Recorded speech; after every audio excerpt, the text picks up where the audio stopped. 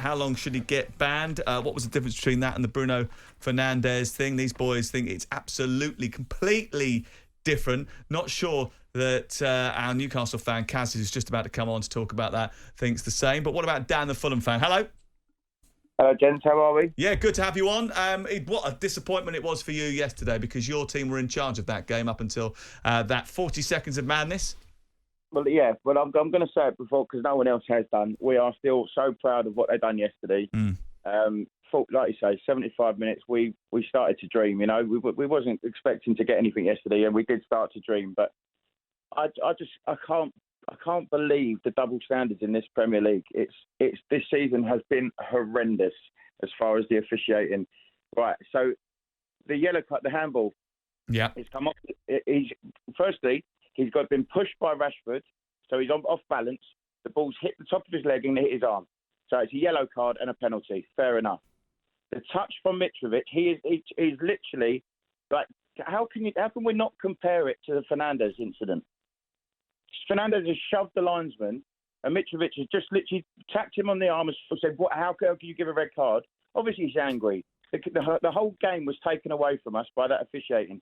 Chris Kavanagh. How was the whole game taken away from you by that officiating? Because the penalty was correct. Yeah, but Williams shouldn't have been sent off. Why not? He was denying a goal-scoring opportunity. He saved it. It's a yellow card because he's been pushed. He's off balance from Rashford's push. It's hit the top of his leg and it's deflected onto his arm. Yellow card, penalty. Fine. Mitrovic has tried to get his attention as he's walked. He's showing the red card to William before he's even got to him. So he's angry. He's obviously, he's hot-headed, yes.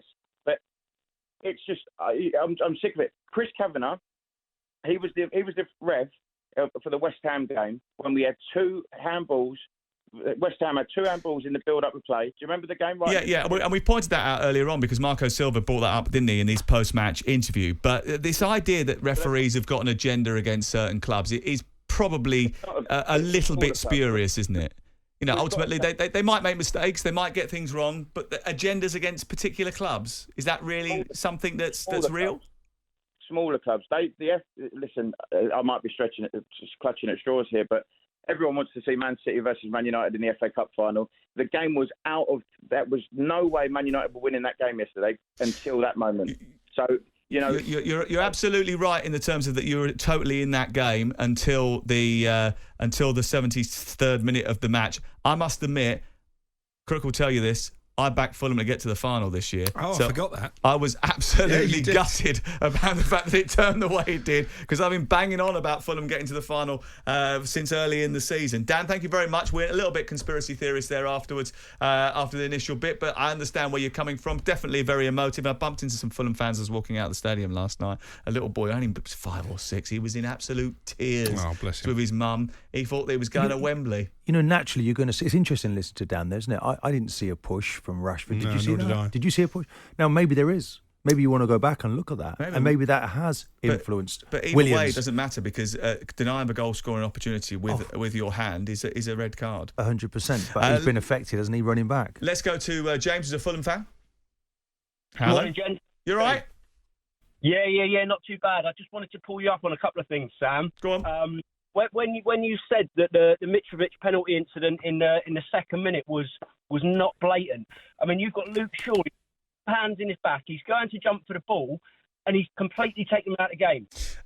I didn't say, James, I didn't say that was the case. I said to you that Lee Dixon thought it was the case, and he thought there was more in it than we did. When we saw the replays, when the VT team saw the replays of it, they decided not to roll it in because they thought it was too soft. And what gives them the right to do that? Well, they said it was too Why soft. shouldn't they just have shown it? That's an editorial decision, Martin. Oh, is that impartial? Yes. It's not. They're making the decision themselves. It shouldn't be. Let the viewer see it and decide for themselves. ITV out of order there. Completely out of order. Says the BBC employee. VAR actually had... Pretty certain we'd have shown it on BBC. VAR had a look at it. And they didn't decide to do anything. Well, you've seen how many times they've been right or wrong this season, haven't you? Hey? Anyway, James, go on, crack on. What else? So, sorry, mate. So the controversy with that man, we played West Ham earlier this season and we lost 3-1. A penalty where Pereira and supposedly pulled their player down. I can't remember which player it was, but Pereira was grabbed around the neck before the penalty was given to West Ham. Scamacca didn't even celebrate his goal because he handled the ball, didn't go to VAR. And then McElhenney basically picked the ball up with his hands to get past the defender, and he's put it in the goal, not even looked at, and that was Chris Kavanagh. So give me the reason then. Why has Chris Kavanagh got this downer on Fulham? What have Fulham done to offend Chris Kavanagh that he's going to deliberately make decisions that go against them? I don't know, Sam, but you tell me. But when Mitrovic was it's not the case, is it? He may have made a mistake on that occasion against West Ham. He didn't make a mistake with this decision because, as we've already explained, it was deliberate handball. It was denying a goal. He had to be sent off. So because Chris Kavanagh happened to make a mistake when you played West Ham, therefore he's automatically anti-Fulham. Come on. Yeah, but James is actually making a really good case here. Very eloquently as well, suggesting why this grievance has come from. This has come from a series of different... Now, whether they're right or wrong, that's what they believe. And they believe this one of the things that James has them. pointed out here is something that has been a theme over the weekend. And James, you were speaking to Crook. It was Crook challenging you, not me, in that incident. But the theme that started to come out this weekend is that there are a lot of clubs who believe that there are mistakes that are affecting the destiny of their season. Now, it might not matter as much to Arsenal, to Manchester City, who've got not going to be in a situation whether they lose the title or win the title in terms of money, revenue, jobs, etc., etc. But at the bottom of the table, and for a team like Fulham, a big decision going against them does cause them real problems. They're not at the bottom of the table. No, but Wolverhampton Wanderers are, and that's the theme of the weekend, isn't it? And we're going to move on to them very shortly because they're having the same feelings. They've apologised twice to him, and he doesn't want apologies anymore, does he? He just wants correct decisions for his team. James, thank you very much. We appreciate your call. Cass is on the line from Newcastle. Hello. Oh, man. Good show. But what the theme is every weekend, it seems to be consistency. Now, here's one. In grassroots football have been told zero tolerance for placing your hands or anything on a referee. Zero means nothing, nil, nada, right? So, the example needs to be from the elite boys. Now, last week or whatever, Bruno Fernandes, I don't care how light he wasn't aggressive, whatever. If something had been done to show an example last week, and you can say what you like about Mitrovic, people think about things in briefings before the game. They'll say, now, hey lads, don't touch the referee, otherwise this will happen. Fernandes is just getting 5 games in the red card, blah, blah, blah, blah. That would be said.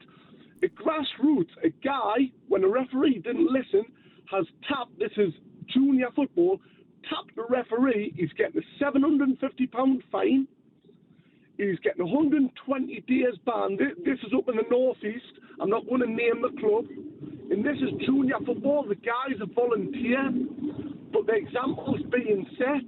Now, if the elite boys can't get the example set, how are we going to sort this? And that's a key problem, isn't it? Thank you very much, Cass. Appreciate it. The fact is what message does this send to those grassroots referees that we're struggling to recruit, struggling to retain? Referees play such an important part in what we do in terms of being able to play the game. And if we alienate them, if we stop them from coming through, if we don't encourage them to want to pick up that whistle, then we're in massive trouble as a sport.